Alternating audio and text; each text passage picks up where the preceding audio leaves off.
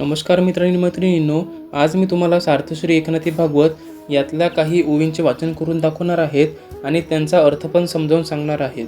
तर चला सुरू करूया. ओम श्री गणेशाय नमः. वनी कोणी कोणा नागवी, तो नागोवा राजा आनवी.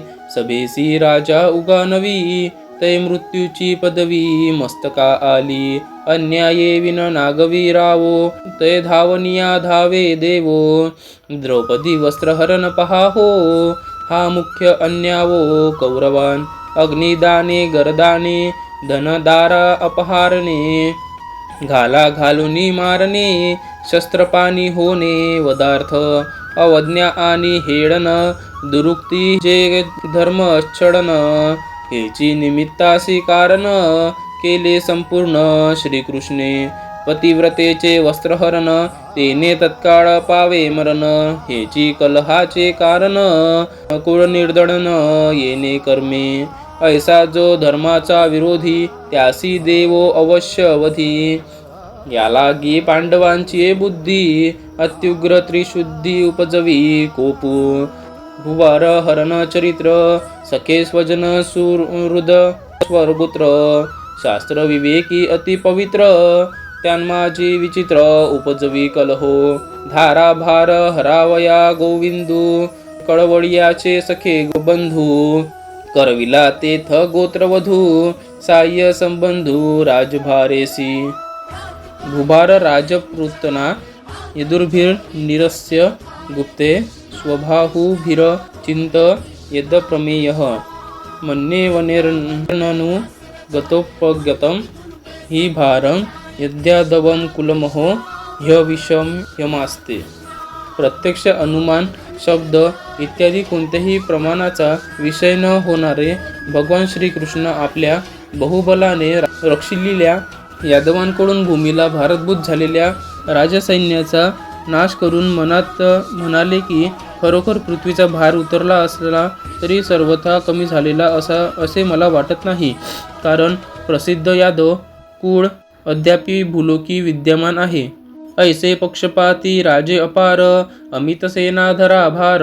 मारविले अधर्म कर, मिशांतर कलहाचे. पृथ्वीचे अर्धम सेना संभार, शोध शोधुनी राजे मारिले अपार. तरी उतरला धरा भार, हे शारंगधर न मनीची.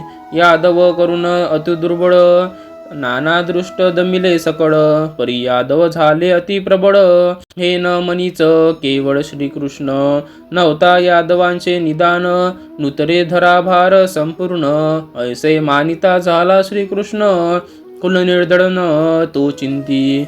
अग्नी कर्पूर खावनी वाडे, कर्पुरांतीही अग्निही उडे.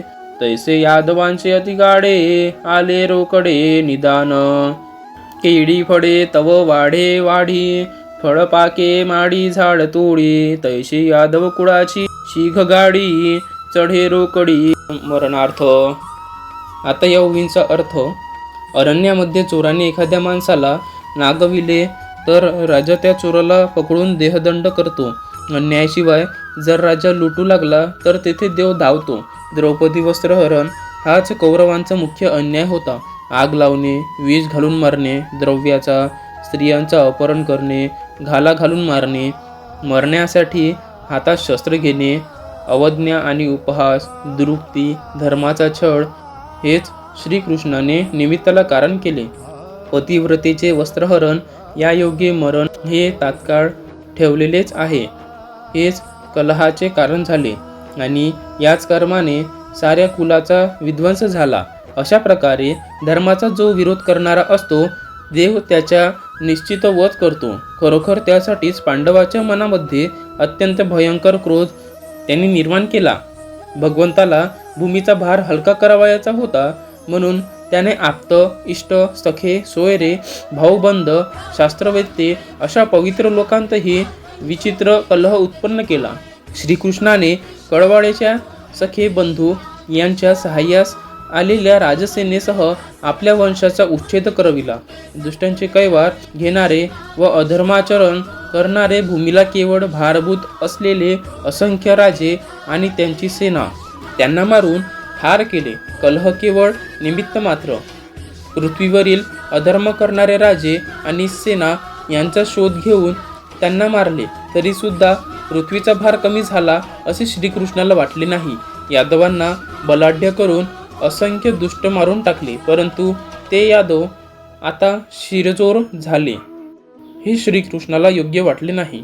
तेव्हा यादवांचा समूळ नाश झाल्याशिवाय पृथ्वीचा भार कमी होणे शक्य नाही हे श्रीकृष्णांनी मनात जाणले व यादवांचे कुळ कसे नष्ट होईल याबद्दल तो चिंतन करू लागला. कापूर लावला असता अग्नी त्याला जाळीत स्वतः अधिक प्रज्वलित होत जातो, परंतु कापूर संपला की अग्नी शांत होतो.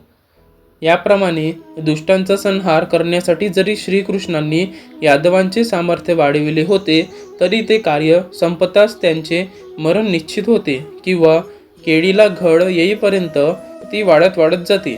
पण केळीचा घड येऊन ती पुष्ट झाली की माळी ते झाड तोडून टाकतो. त्याप्रमाणे यादव कुळाची एवढी वाढ झाली ती मरणाकरताच होय. धन्यवाद. माझ्या चॅनलला सबस्क्राईब करा, लाईक करा आणि शेअर करा. खूप खूप धन्यवाद.